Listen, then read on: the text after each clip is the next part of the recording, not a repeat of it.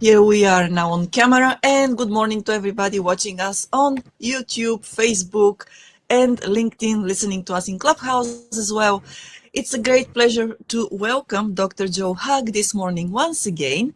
And if you have watched any of our previous sessions, you already, probably chances are that you have met Dr. Joe on the podcast, and you already know that he is a polymath and also a versatile leader, a strategic consultant, and academic researcher.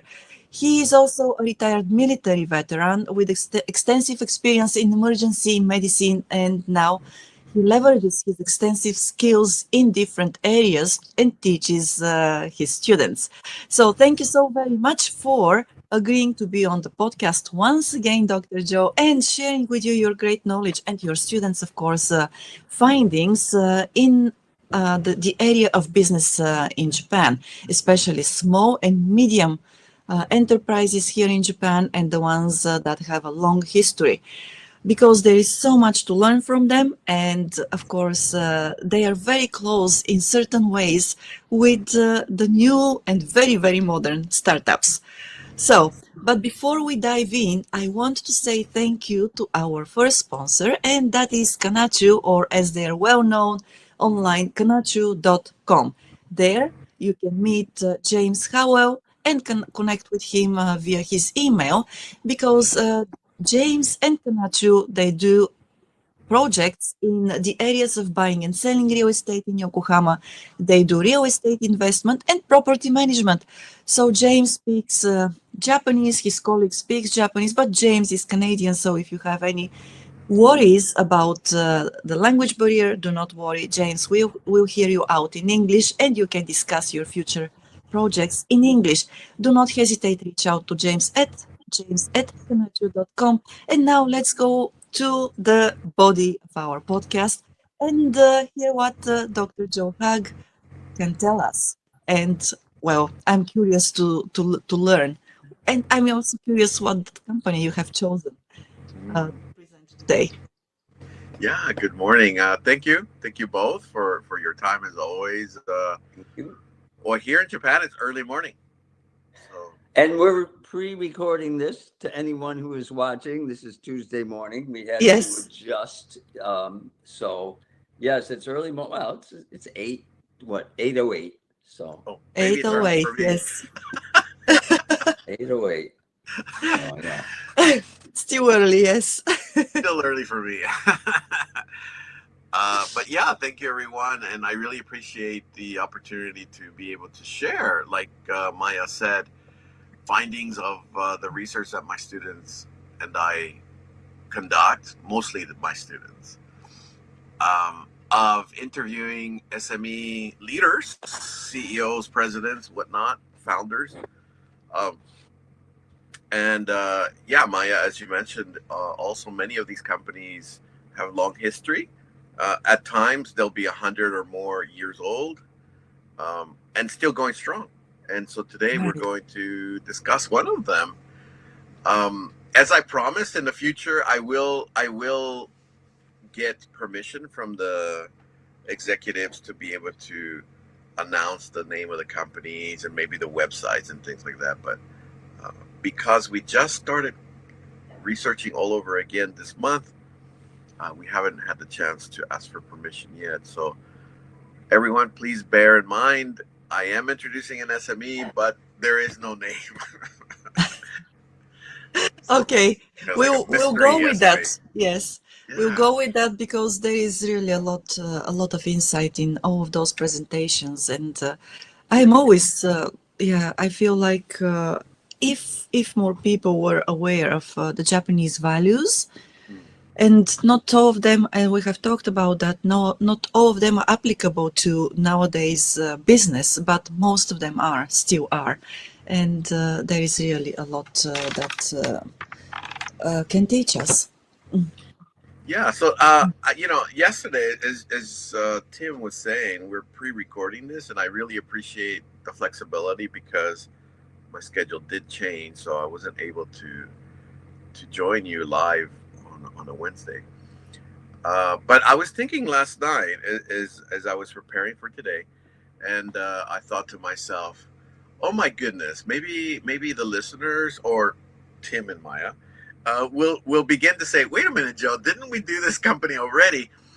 And that's quite interesting feeling, because I thought to myself, wow, there's so much commonality between these Yeah. companies, Yeah. right?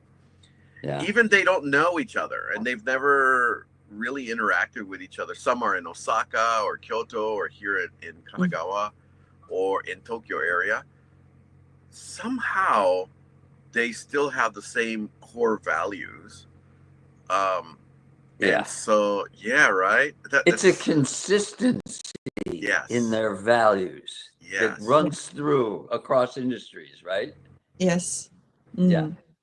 And it doesn't matter, right? Again, also if we're talking about the diverse leadership that is being reflected in the stories that I'm talking about, it doesn't matter if it's a male, female, young leader, or elder leader, or family-run business, or more of a mixed kind of private or public type of SME.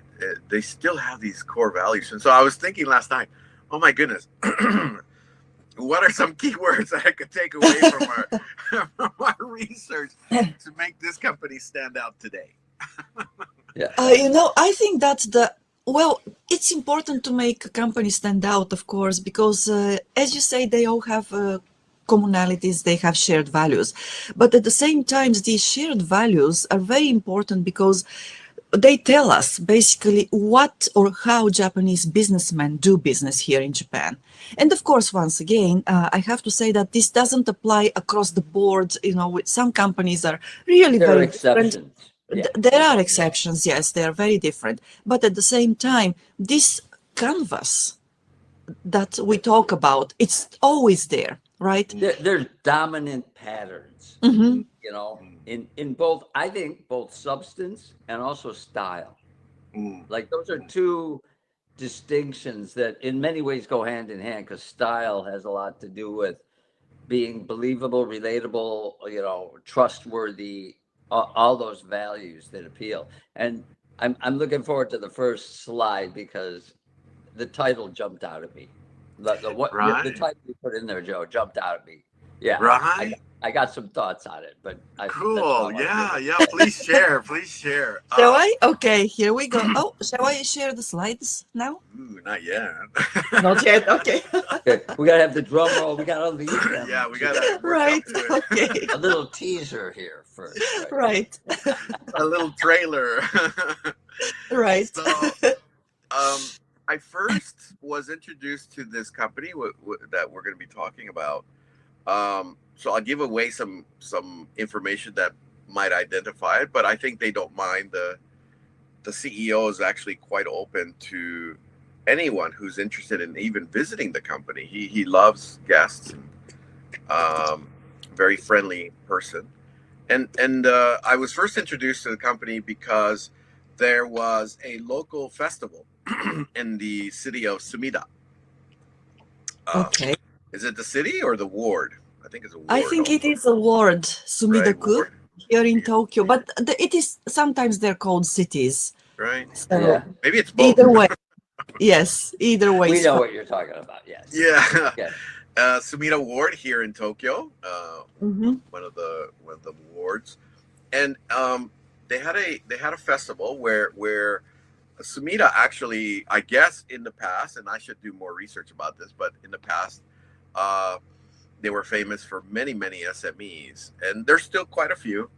And what they do is they will occasionally create this kind of festival where the public can walk from one to the other, from one SME to another. And as you walk, they've prepared kind of a presentation of what they do, their history, whatnot, and some of them actually give you like little takeaways of the products that they make. There's quite a few that have a background in leather goods,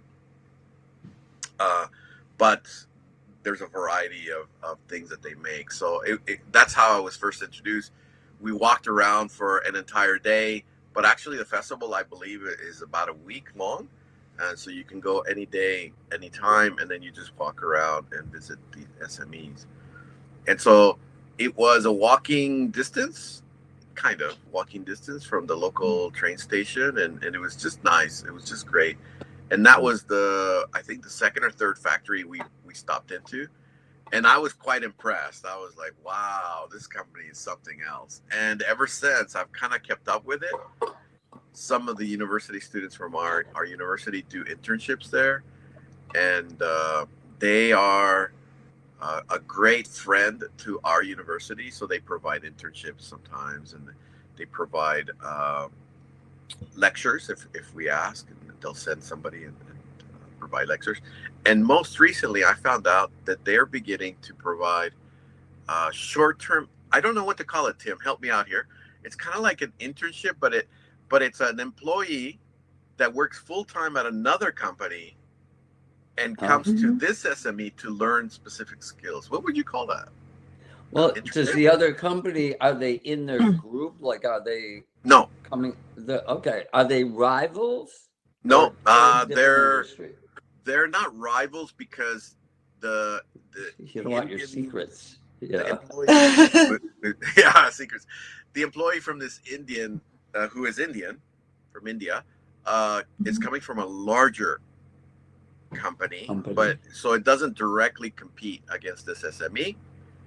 They probably have a relationship within the supply chain, probably. That's what I was kind of getting at.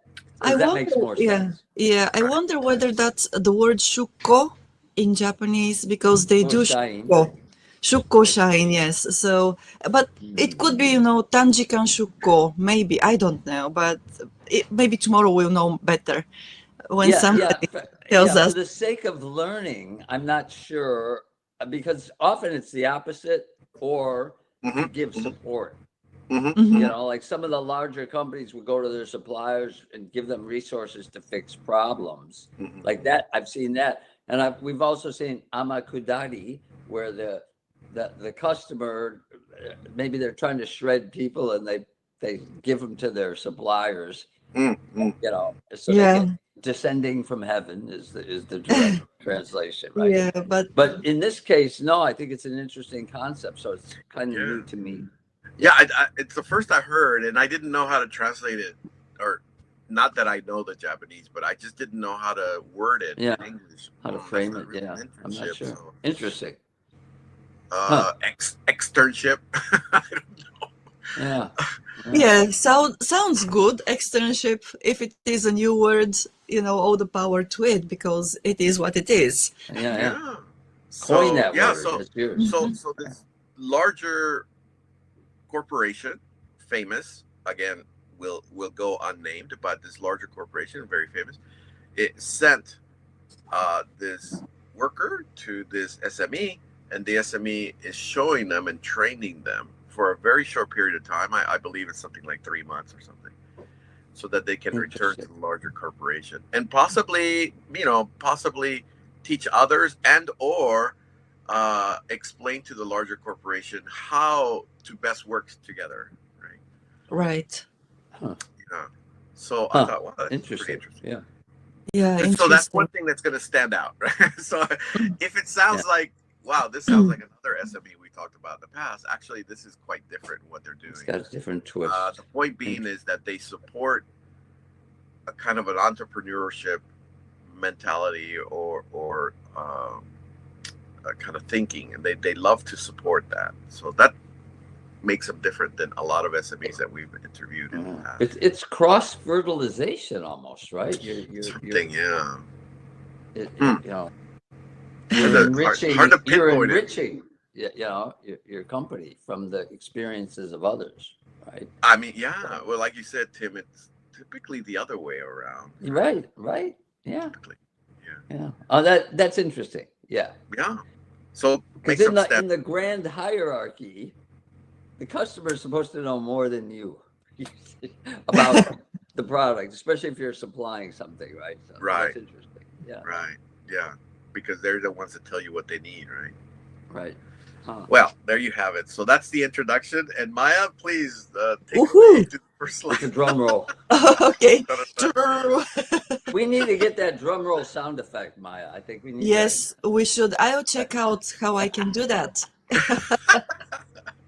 So Yes. there's the title that Tim had alluded to, Hmm. which is pretty cool, right? Gratitude, grit, and Right. global ambition, the three G's in a Japanese SME that we're going to be talking about today. Um, they specialize in manufacturing, right? So it's not a software company. They manufacture parts, machine parts, metal, all kinds of things. Hmm. And very impressive setup that they have. A couple of different buildings near each other. So depending on what you need, you go to the one building and get it done there, or if it's different, then it's a different building. But as I mentioned earlier, they do support the mindset of startup or entrepreneurial people or other organizations that are interested in it. They really, really love supporting that. That's why they work well with our university, which is, as you know, um, entrepreneurial kind of university. That's the only program we teach is entrepreneurship. So we Right. work, Yeah. we work well together. So Tim, you said you had some thoughts on that title. Share away. Well, first of all, congratulations on the alliteration. You got the three G's working together. Yeah. Yeah. And they're all relevant. But just the thing that jumped out at me is the first two are just baked into the culture as a value. You're expected to have gratitude. Even if you don't, you're expected to at least pretend you have gratitude. You know, it's a value. It's the ideal of the culture, right? And the grit, the Japanese often say shimaguni konjo, which is Mm. a literal translation, island grit. You know, the island culture grit. You're on an island, you're isolated, you got to work together, you can't give up, you know, you have to try a little bit harder. And I see it every day when I come up the hill. I live on a pretty steep, you know, mountain. There's 85-year-old women dragging their shopping carts up that hill every day. I Mm. mean, they have that grit, and they don't know they're not supposed to be doing that. You know, nobody expects them to do it. Like, they just keep doing it. And I always tell my wife, I go, these are my heroes. Look at that grit. You know, like, yeah, I don't want to pull that damn cart up the mountain, and I'm much younger than they are, right? So it's baked into the culture. So the first two are, the way I see it, are baked into the culture. But the global ambition is out of necessity, I believe, and survival. And because I always feel like many Japanese companies resisted doing it as long as they could. But then when the black ships started showing up on shore, they knew they had to do something to survive. Is that a misinterpretation of the situation? No, I think it explains it really well. Yeah, I agree with you. I really like that story of the little old lady, and I'll tell you why. No, there's many little old ladies, not just one. Yeah. Yeah. Oh my goodness! Wow, lots of energy going around. I'll tell you, as you know, or I'm not sure if I mentioned it in the past or not. So I'm a co-founder of my own company myself. We have an office in Hachioji. Um, and the office building where we're located, the owner, I'm not sure how old he is, but he's up there in years, and he's certainly older than I am, and I'm no spring chicken. Okay. Not we're not as young as you, Maya. That's for sure. Oh, okay. We never know. Maya Let's say is that. our Bulgarian spring chicken. Yes, he is. No, let's no, let's say that I'm not as wise as both of you. Okay. So he must be, and I here again. I'm just kind of guessing. He must be in his late 60s, probably early 70s, something like that. And every time I've seen him, and that's not quite often, but at least once every couple of months, I bump into him. He is walking with his bicycle, right? And it's one of those racing bicycles. So it's not one of those mamacharis. Charing, it's not a charingo. Right. and so one day I inquired, and I asked someone that knows him well. I said, "Why is he always with that bicycle?" And that's his hobby. Like, he does this every day. He's like just bicycling forever. I said, "Really? Like, does he go for distance or time, or what is he exercising for?" "Oh, just distance. Like, he just likes to go far." And I said, "Really? How far has he gone?" He went from Hachioji, and I don't know if any of you are familiar with the city of Hachioji, but you can look it up on your Google Maps. But Hachioji, he goes from Hachioji, and he likes to go all the way to Narita. Oh, wow. Whoa. Wow. Does he ride along the river? There is a river running from past Hachioji. I don't. That's because impressive, though. It's impressive. It is. What river was that? Mind blowing. It is, yeah. He loves to do that. Yeah. He just and so the question is, like, why? And I think the answer is, why not? Yes, I like that answer. Why not? Gratitude and grit. Yeah, I think he has gratitude for life and having the physical ability to do it, and the means that he owns a building, probably several buildings, and so he doesn't have to show up particularly to an office and clock in. But he has that grit to just constantly do what he feels is challenging but fun. I thought, wow. And it kind of represents what this SME is like that I'm going to be talking about today. Right. Yeah. So how is this SME so impressive? But before we get into that, maybe because we're almost at the halfway point. All right. Yeah, Tim. Yeah. My alarm. Yeah. Before we take you to the commercial break. Yes. For those of you who may be familiar or not with the entrepreneurial expression 0 to 1. Yeah. And that's what we're going to be talking about, is 0 to 1. So you'll have a minute or two to look it up if you're not familiar with it. Good. But that's what is going to take us into the next slide. So, but I'll give it back to Maya so she can give us our supporting sponsors, and then we can return to yes, we'll be back. Yeah. Yes.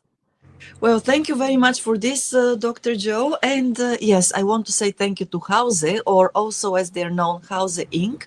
This is another company actually that has been here for more than 40 years already, and they are going strong as well.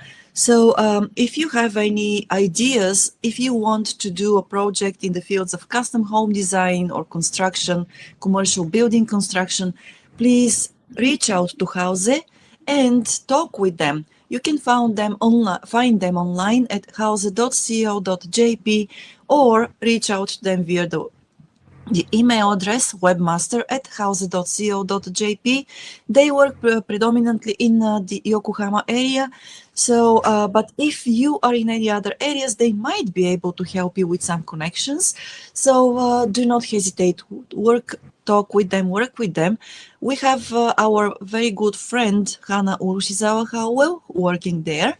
So if you're not connected with her on LinkedIn, please connect with her. You'll find her contact details in the description of the video on YouTube. And now let's go back to the company which Dr. Joe is telling us about today. Yeah, wow, and thanks for the sponsors as well. And it sounds like I may have to interview them soon. Yeah, I think, well, I mean, both companies, they Yeah, have been here for several decades already, and both great. companies are still going strong. That's So, amazing. yes, it And by the is. way, if you would like to get more insights into James, I believe it's today because he posted this yesterday. Mm-hmm. He's doing an online sales training Oh, talk on LinkedIn at 11 a.m.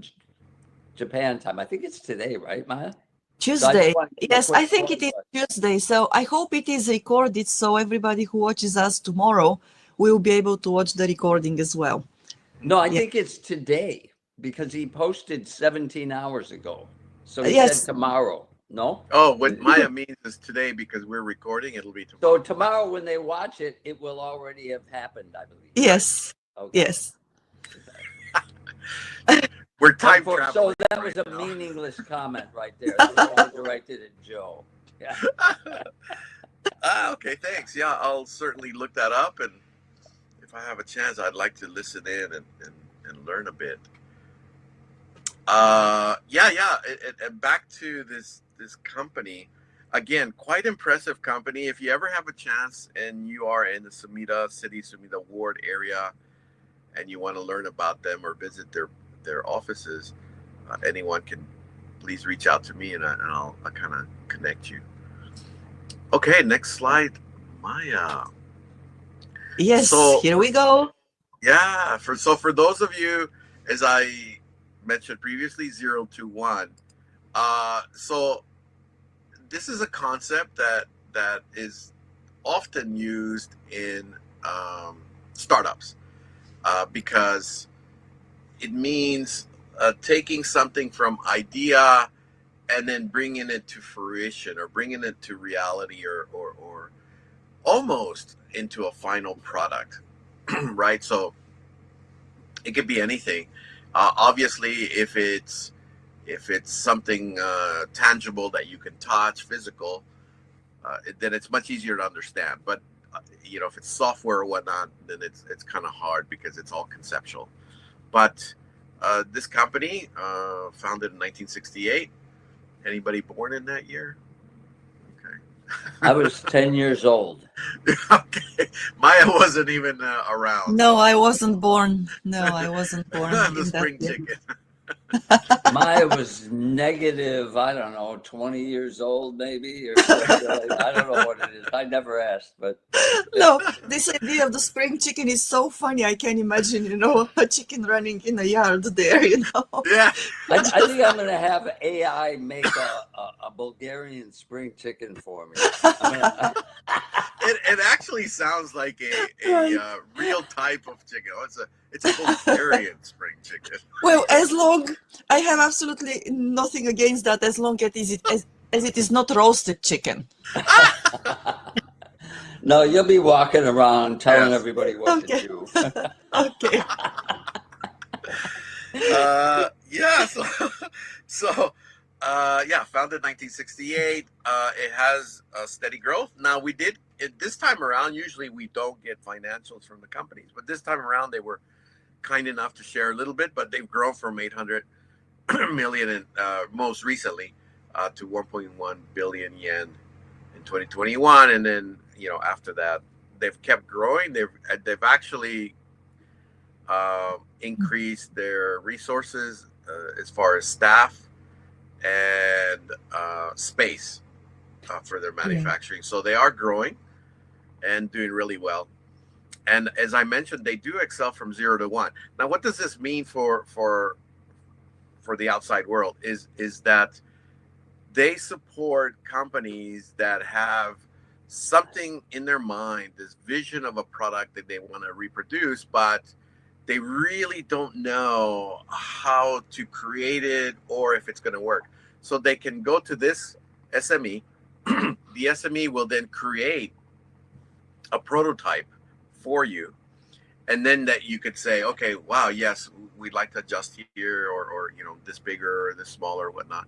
And then they will do it for you. So they're very agile when it comes to meeting customer needs and creating something from nothing. So because a lot of these customers may have a product that has never been created before, doesn't exist.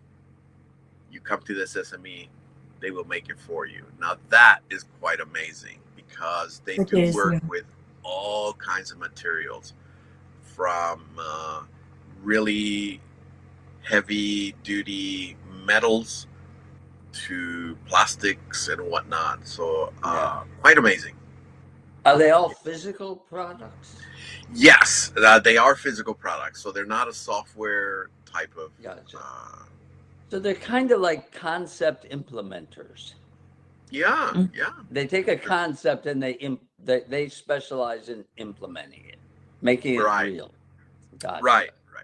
And the mobility means they go to the SME. They send people there. Is that correct? The mobility could be that staff can go to the SME, for temporary, a couple of days and work with them, and then they have the staff to be able to adjust where necessary. So Gotcha. yeah, Gotcha. Interesting concept. right. I mean, now I'll tell you, and again, the more information I give you, the more your people are bound to figure out who this company is, but with a little research. But Is this is a Japanese company? yes, Japanese. Okay, okay. I just want to make sure. Okay. Okay, yeah. Interesting. But you go to their building. Now this is the cool part. You go to their one of their main buildings, and then I don't remember if it was the second or third floor, but they have a lounge, kind of this open space where they can innovate and create. And attached to that lounge area, they have a bar for their employees, and it's beautiful. I mean, it's like I don't know how to explain it. It's like a cafe almost, Huh. but they have wines and all kinds of drinks and coffees, and I guess it's a place not just to innovate and create, but to feel like you can sit down with customers or with fellow employees and get to know each other and create good relationships. It's really, Mhm. really nice. I've never seen that I love before. it. Yeah, I I've never love it. seen that. Like, Nurturing Yeah, those I relationships. That's right. really, yeah, I like it. I No, really it's like very it. important actually, because when you think about, even from a very simple marketing point, when you think about the customer's journey, you get your customer at probably that point so that they can, you can understand what they need, and at the same time help them feel relaxed Mm. and well, at home, maybe at home, so that well, they do not have so many psychological barriers of sharing what they are really thinking about. Yeah, Wow. and this is I believe this is a fundamental, I call it a skill that's overlooked, even in the communication industry that Maya and I work in. People don't understand how powerful relationship development is amongst the employees, because if the relationships improve, communication automatically, naturally improves. Mm-hmm. And from that, you get better alignment, you get more engagement by your employees. Quality tends to go up, but these are all soft things that lead to those positive outcomes. And there's a lot of other variables, of course. Mm-hmm. Yeah, But without that, flow of ideas. yeah, exactly. But without that, the relationships and the communication, none of that happens. There has to be other ingredients, but that's the base. And so I this is fascinating to me. I love this. Okay, go ahead. I didn't Yeah, mean to interrupt you. and I think it's if companies do this, and I'm saying this from a personal perspective, maybe not everybody feels the same, but if companies do this, it's quite attractive. Like it's a place that you want to work, Yeah, and you love to go to. You know. yeah. Now here's another thing in that lounge slash cafe slash innovative space. Uh, Something else that I noticed that you cannot miss, that I've never seen anywhere else in any other SME, and that is slogans painted into the wall. What kind of slogans are You they? know, like in English, like, you know, we can do it together, or, you know, creative mindsets are a plus in this company. Things like that. Like they're like huge, actually big, huge letters, and they're Nice. painted Yeah. all over the walls. And Yeah. Yeah. I've never seen that ever. You know, you might Yeah. see I like a guess, yeah. little I flyer or guess something. that's also the modern, how can I put it? Well, iteration of one of the very typical or very common Japanese practices. When people, I mean, it used to be common, right, until the bubble economy and so on. Many companies back then, that's what I hear, would get their workers in the beginning, and they have the chore, that is the morning meeting, and in many of those companies, actually, they would together cite the mission and the vision of the company.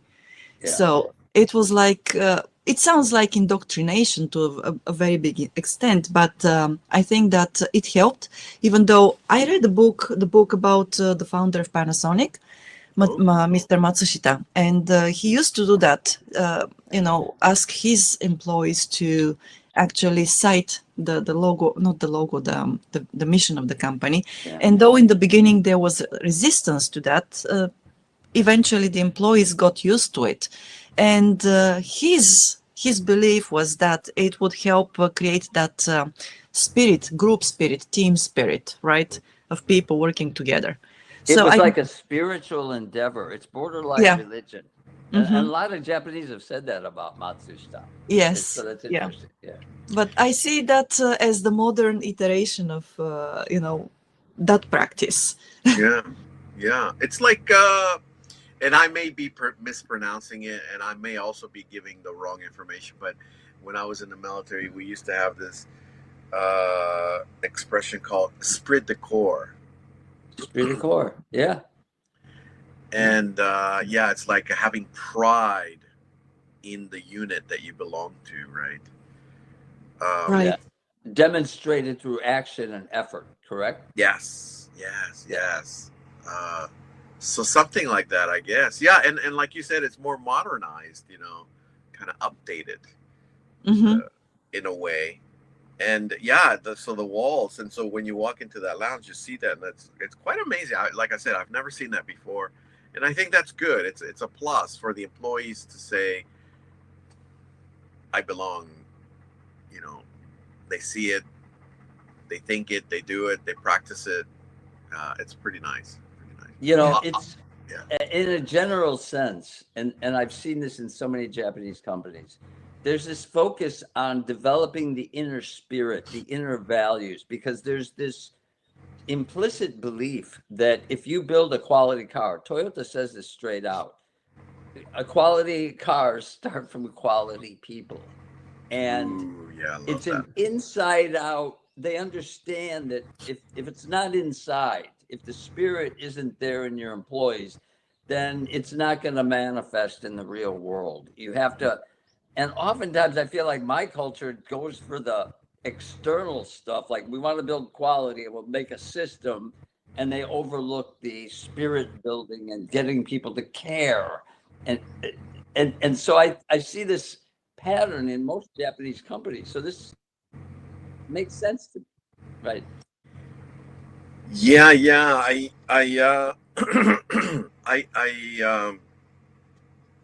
I've changed careers several times, and what I mean by that is, uh, uh, thanks to Maya's introduction, I have interest in many things, and so I feel that I have one life. I'm going to try as much as I can while Yeah. I'm alive. Yeah, yeah, um, and so it's given me the ability to compare and contrast leadership styles. And I agree with you, Tim. I think for me, the most wonderful places to work at, the most impressive leadership that I've seen, and probably the places that I'd like to go back and work someday if I were young, are the places where the leadership understands that people are really important. Right. Yeah. Not just a slogan. They really believe it. Like they believe it, they practice it, they do it, Yeah. because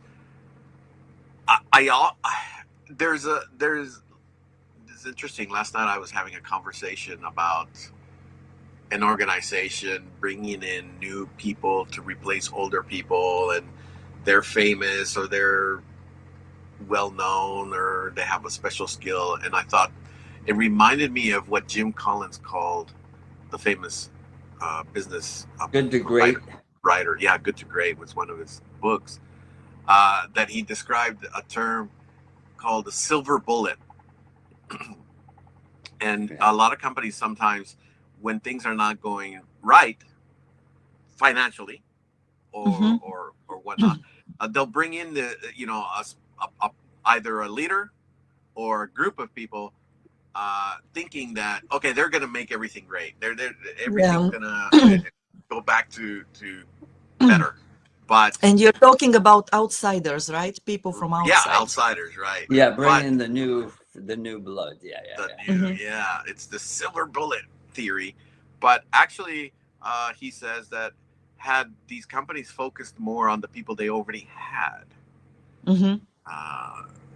they could have easily, turned things around. So it's a lot of times these new people that come in, thank you, Maya, for clarifying, that they bring in, only end up staying 1 year or two and making things worse. Right. Yeah. Yeah. Common practice. Or you get a short-term boost. Right. From the personality of the CEO, the new CEO. A lot of them are rock stars. Right. And you get this boost, but then it doesn't sustain. No, it doesn't seem to be a common pattern. Yeah. Right. So yeah, going back to the SME of topic of today is that they certainly focus a lot of their employees' welfare and happiness, and I think it's quite impressive. Maya, if you could take us to the next slide. Yes, with pleasure. Yeah, so some key takeaways that we found in our interview with the executive are listed here. Obviously some you've seen before with other SMEs. They're definitely a niche market leader, but here, again, resiliency that we've been talking about, resiliency over time, no matter what the economic situation is, and then having this strong relationship with employees, but also with their customers. And that's why they work together with customers who want to create something very, very new. They can go there and get it done. Very impressive. However, this is your standard list, right? And I'm saying standard because you see this across other SMEs. Yes. But there's more. There is more. There's a salesperson. Wait. Can I ask a quick question though? Sure. So we're still talking about 0 to 1, right? Yes. Okay. And so you have high mix, low volume production. So 0 to 1, they are actually set up to produce these prototypes and refine them, or are they relying on the client to do it and they're just there as a resource? Yeah, both, depending on the volume. Okay. They'll produce it themselves, but if the volume gets, if the order request is too large, then they will outsource. So are we talking 3D printing style technology? Exactly. Okay. That makes sense. 3D printing style, but also because they work with metals. Gotcha. Metal shaping, forming, cutting, stamping, and assembly. I wonder. Right. Maybe. And that's why I was saying that they have different buildings. So like one building focuses on the metals, the other one plastics. Gotcha. Plastics. Right. Yeah. If I can say something here, the point in the middle, or the third from the top, innovation through collaboration. I think that this is also very undervalued thing here, and not in Japan, because the Japanese always collaborate, and of course it comes from their group oriented culture, the mindset is like this. Atarimae. Yeah. Yes, atarimae. Yes, here it is atarimae, so people just don't give it a second thought. But I can say that in the West, it's really something that people do not believe in, because of course, once again, the individualistic culture and the competitive character of business. And it is, I remember when I started working for my previous employer, that is an association that represents an industry, right? So basically, the member companies all of them are competitors, but they realize the power of working together in collaboration, because when they work together, they have the impact on governmental policies, they have the impact on the market as well, right? And they can also, when they work together, they can source inspiration from each other, or at least they know what they shouldn't do because their competitor is doing it, right? So I think that it is really a very undervalued what is its point in the Western world, and I wish that more corporations and companies would realize how much power there is in this. And I think it's because it's perhaps undervalued. I think it's an undeveloped skill. And I think if you ask, for example, a lot of Americans, they would say, yeah, we agree with it. Even whether they do or not, they would say that. But I think we don't. I think we have to work hard at the skills to do it. And I think the Japanese, it's just, of course, it's a given. And again, as you said, Maya, without even being conscious of it, I think Japan values it as a matter of fact. Like, yeah, we need it. And on a personal level, some of the best ideas I get is talking to Maya or talking to other people about these issues. And you're playing catch ball, you know? So I value it, and I've come to value it, but maybe Japanese values have infected me all those things. But I consider it a good infection. So yeah, so you can build up your what would you immunity say? or Immunity, right? Yeah, I agree, Maya. I think this is a learning point and learning lesson that the startup ecosystem of Japan could take away, because at the moment, and this is my impression of the research that we've done the last 4 years, is that the startup ecosystem in Japan is not collaborating as much as they could be compared to their manufacturing brothers or cousins. Right. And I think if Japan could start to do that, you would see so much improvement in the ecosystem itself, and the innovation and creativity that would come out of it. But right now, there just doesn't seem to be much collaboration between cities, entities, etc. I do have an exception in my experience. Okay, so this was in the US, and we were supplying a big automotive maker, and we were in metal stamping, and we were pretty good at it. And the customer came to us and they said, our competitor is about to shut us down. We need your guys to go help your competitor. We were both making similar products, right? To fix their problem. And the Americans are saying, isn't that collusion?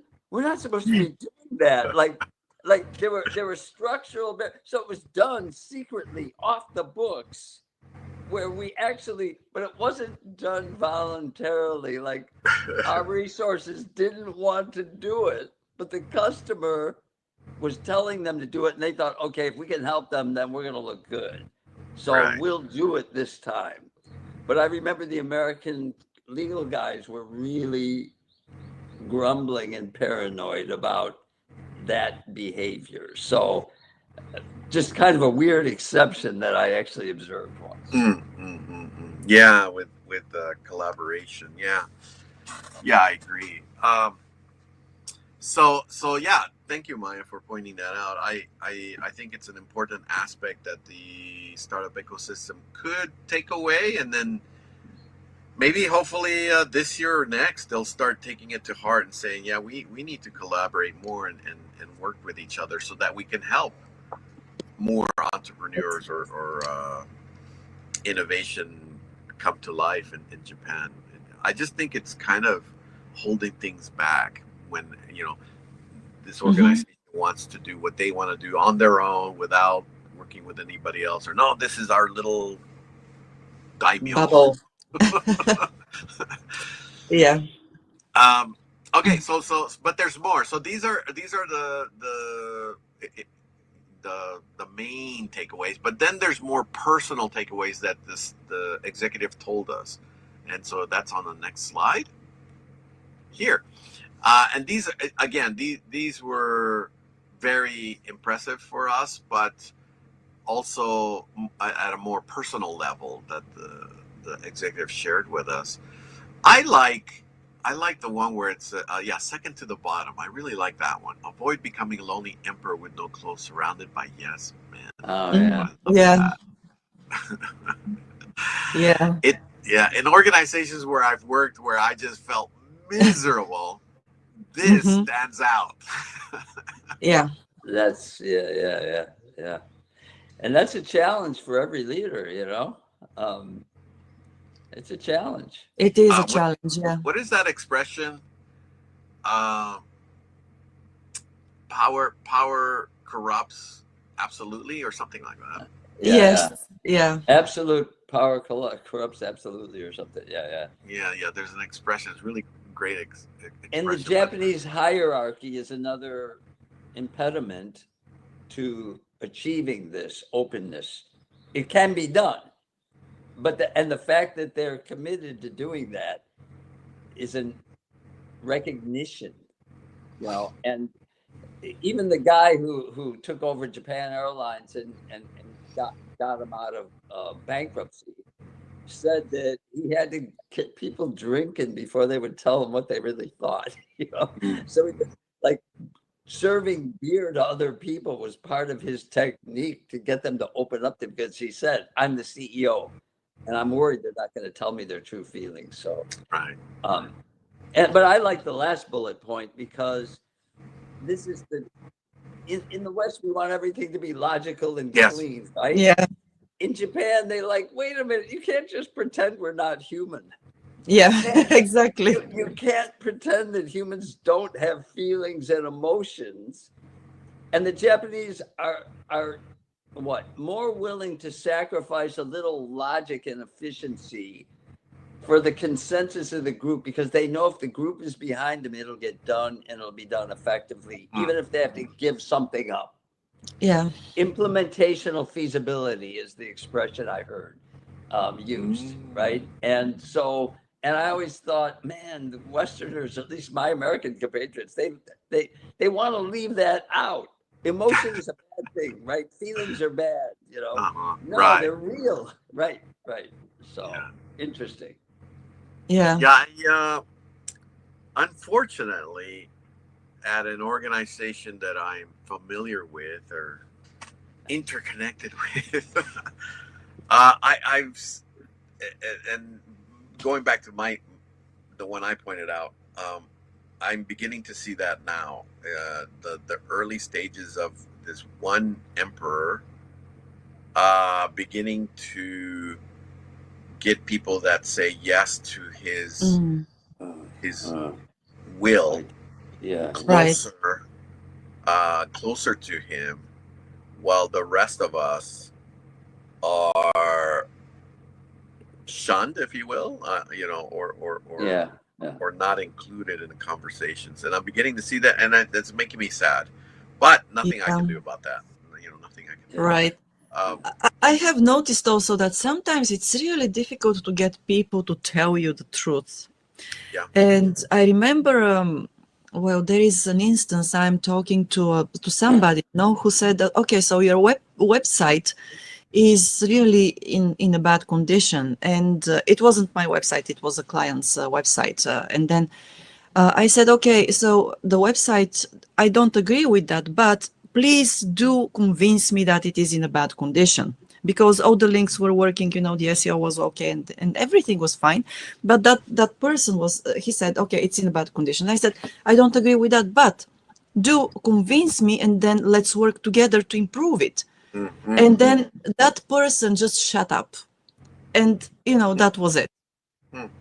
So, and I think maybe, of course, my reaction was not very welcoming, to those, let's say, to the critique and so on. But at the same time, I think that it was inviting that person to think and try, to persuade me. And at the same time, justify their justify claim. their claim, yes. Right. But it didn't happen. It just died right there at that moment. And so I think that it's really difficult to get people to be open and to tell you what they, to justify what they think, and tell you that they do not agree with you and that this and that, right? So I wonder whether this is personality, whether this is the system, whether this is upbringing. I really want to talk about this at some other point. So if you have, Yeah, I do too, impressions of Maya. that. Yeah, I'm very, very interested in leadership. About 10 years ago, or maybe not so long, but I wrote an article that was published in a local magazine here in Japan. That was a kind of a quick explanation of the difference between military leadership, or the concept of leadership within the military, and the use of military leadership terms or vocabulary. For example, strategy, which has a history in the military, and how it's used in the business world, and how it's quite different in its meaning in the military. So the very interesting topic that I'm also quite interested in, leadership overall. But going back to the discussion, Maya, as you were saying, um, I've I also opinionated from personal experience, but like I said, I've changed career a couple of times, and I'm able to kind of compare and contrast. And when it comes to feedback, I think it depends on what you do with the feedback, right? Like if you take the feedback on board and you say, look, I can't change it completely like you want it, but I'm going to take some of your feedback, some of it, and the parts that I'm able to apply, I think they're valuable, and they're quite valid, and it will help things out, and I'm going to try it. So you're doing something with that feedback. It's when you ignore the feedback that people begin to say, okay, I give up, and silent quit. Right? They do that silent quitting. Right. Yeah. Passive aggressive, behavior. Yeah, I mean, you're not going to listen to me. Fine, I'm not going to ever say anything again. Recently, I had the opportunity, and I know we're straying from the main topic, but recently I had the opportunity to start a program at a high school on entrepreneurship, and we're focusing a little bit more on the personal side than we are on like creating a company and getting funding and all that. So more on the personal development side. And after the first session, obviously I had other interested parties that were looking into the session that I was holding. Some of the executives from the school and the main leaders in the school. And I went to them and I openly asked for feedback. I said, please tell me what you felt aligns with your school's mission and vision. And if there's something that I can adjust, please let me know. And so I'm that kind of person where I'm always asking for feedback, because I know that things can change and can be better. What is it? What is that expression? The more minds, the better, right? Yeah. Yes. None of us is as smart as all of us. Yeah. Ooh, I love that. Can I use that?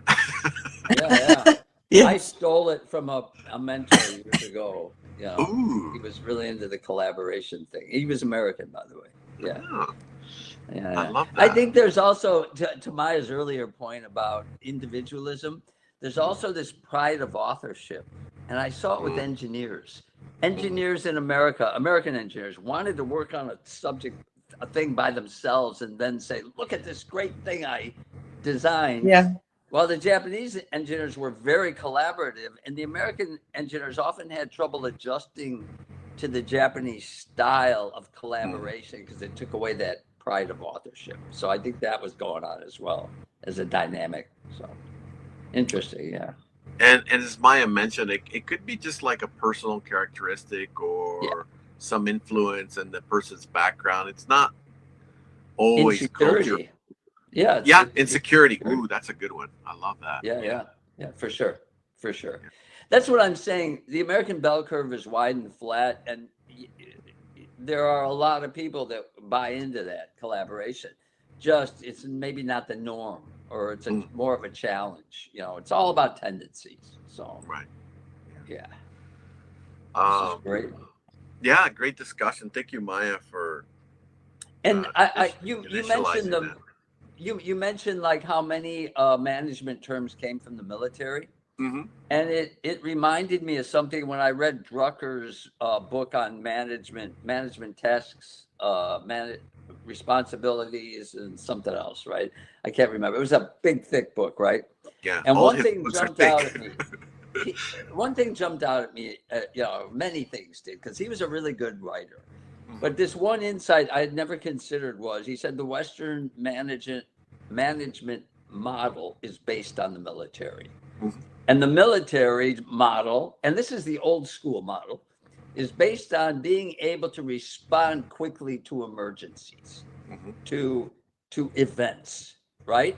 And I think Americans excel at responding to emergencies because it's if it's top down, things can happen more quickly. It doesn't mean it's the right decision. It just means that you responded quickly. Right.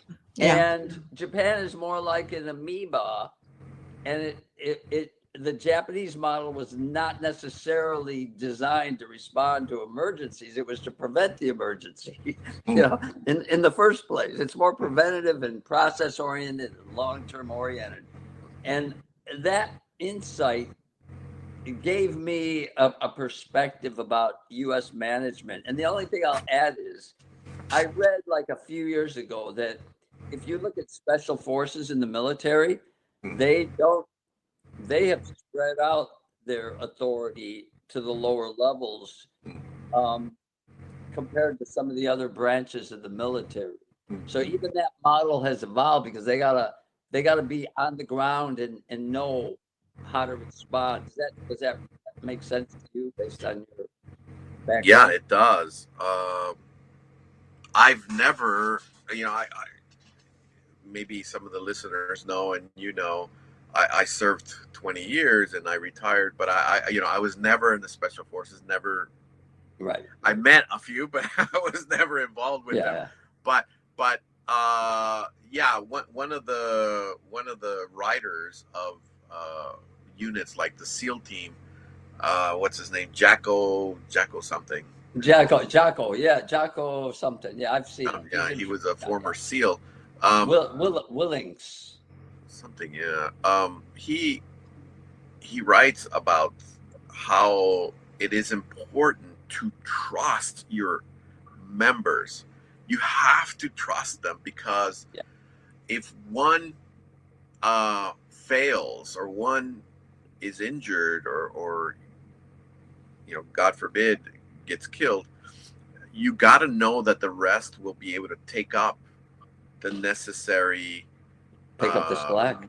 Yeah. slack Yeah. you have to complete that mission Yeah. without them falling apart and saying, okay, well, wow, there goes our team leader. Now what? Yeah.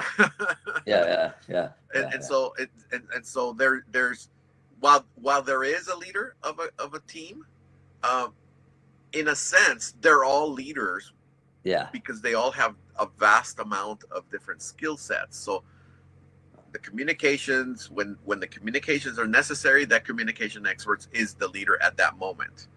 Right. When weapons are necessary, then the weapons expert becomes the leader at that moment, etc., etc., or the medic. So yeah, agreed with you, Tim, that it has evolved within the military, anyways, and maybe in the business world as well. Is that units that are quite effective are the ones that rely on each other and collaborate with each other. Yeah. And Well, yeah, I this is a great discussion. We could keep going, but I know we just went over our 1 hour. We're 1 hour and 5 minutes into this. But let's go to the last slide then, Maya, if you will. So brings us to the end, and so some keywords that we took away as a summary was leadership. Hey, somehow we fell right into the topic of leadership. This company excels in its leadership and the way they do things, not only with their employees and customers, but with other companies. As I mentioned as we began this program today, they have that intern that's working with them at the moment from another company within their value chain. And so leadership is the biggest takeaway we got from this SME, how they do things effectively and work together to just bring excellence out of their employees by working well with them and trusting them and making sure that they have the skill sets to be in the forefront of innovation and creativity. Yeah, quite impressive SME. Right. So I love these talks. I love them because they're concrete, and so really thank you very much for. Thank you both. For really, thank you. These are great. These are to great. me, it's fun to share because I learned so much from these SMEs, and I think the world would be so interested in these companies, because we hear about the famous names, right? The famous big corporations, but we don't know about the true fundamental supporting structure that's there within Japan. The unsung heroes, the unsung heroes, the guys behind the scenes, the guys and gals, the ladies behind the scenes. Yeah. Great. Yeah. Thank you. you I know we both. got to go out with the commercial, and but thanks again. No, thank you. Yes, thank you so much. And of course, well, I'm looking forward to the next session, and well, we'll see then once again. Yeah. Thank you, Maya, always for your insights. I really love that. Yeah. Oh, you're welcome. I don't think that my insights are that much deeper than yours, and they don't have to be. But I love the conversations we have here. So thanks a lot. Tim for his wisdom. Oh no, I just throw in my 2 cents. That's all I do. But these stimulate me. These conversations. It makes me think about a lot of stuff. Awesome. So awesome. I love it. Yeah. Keep the old brain moving as best I can. Yeah. Well, great. Okay, so well, thank you very much to everybody who watched this stream, and we'll be here once again on Friday as well with the showtime at the Japan Expert Insights podcast, when we will have Moeka Iida, and we were going to talk about a topic which is very seldom talked about. I'm not going to tell you which one it is going to be. So it's yes, please join us on Friday at 10 o'clock, and then Sunday with the Japanese politics, and next week once again on Wednesday. So thanks a lot, and of course a big shout out to our sponsors.